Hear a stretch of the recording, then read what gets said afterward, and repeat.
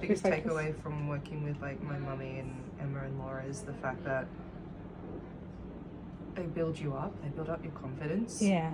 Like in somewhere deep down, you know that you have that ability, because you wouldn't be here if you didn't Correct. think you could do it. Yeah.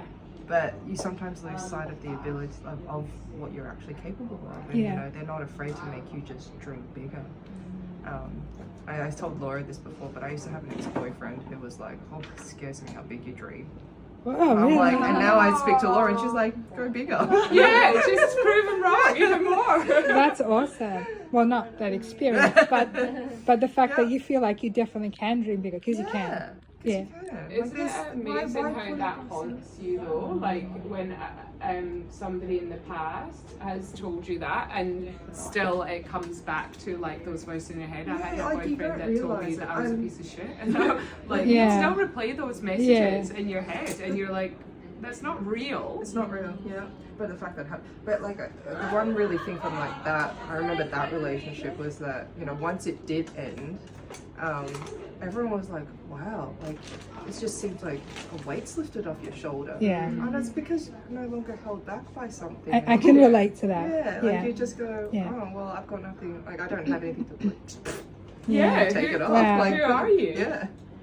It's so true, and that's the thing, isn't it? Like you then think about like that, if that, like indirectly you have these little voices that go on in your head and they creep up with you, and it's usually like something that's happened in your past that has triggered you at some point, but then like it's being able to let go of that. And sometimes it's hard to think, oh, I've got to do this work on myself to get to the next level in my business. But it's when the higher you go up the scale of being an entrepreneur, the more important it becomes, because you become that leader, you become that person that's guiding other people. And if you can't actually see that in yourself, then how can you guide?